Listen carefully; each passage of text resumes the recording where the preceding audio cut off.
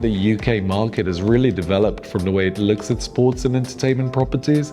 And I think that gap between the US and the UK is bridged. It would be really interesting for a lot of folks from the US to start attending the UK one. I think sharing across both markets would be amazing for all markets to learn from. For years, I'd sat on developments of sports entities and really felt that the guest was the one component that was missing from a new development of a property, which is probably one of the most important and critical aspects of why we build these buildings and who we're building them for. We worked on projects such as Tottenham, the O2. We're working on Everton at the moment. More recently, we've created a strategic partnership with ASM, and that's really allowed us to excel our portfolio of work into the US. There's probably a level of strategy that has gone into those projects that just shows a more developed level of depth. And I just think that if you're in this industry, you should be really looking maybe across your areas of familiarity. There's going to be a lot of amazing stuff happening in the Middle East. There's going to be a lot of stuff happening maybe even in Asia, but definitely in the UK at the moment, we have had the opportunity to maybe create some properties that might be a little bit more sophisticated from a premium perspective than maybe what people envisage or would have thought we had.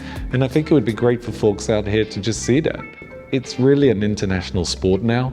If you look at the markets of who owns what, we have as many US owners of Premier League clubs as we have English owners. The world shrunk, and I think you've got to get exposure from other areas that maybe you're not as used to. London has become very developed. I mean, from a food and beverage perspective, we have an incredible array of incredible restaurants.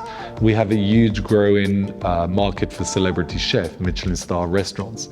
That middle market, those sort of privately owned entrepreneur restaurateurs, is hugely growing in London. We're really seeing that people in London are really spending a lot less of their funds and their money on commodities, on things, and are really developing the experience side of sort of how they spend and interact with their leisure time. It's actually more developed in the last 5 years than I've ever seen it. From our side, we're looking forward to seeing everybody is going to attend ALSD International in the UK. Come and find me ahead of ALSD International, reach out in advance, link in with me, and I look forward to seeing you at the event.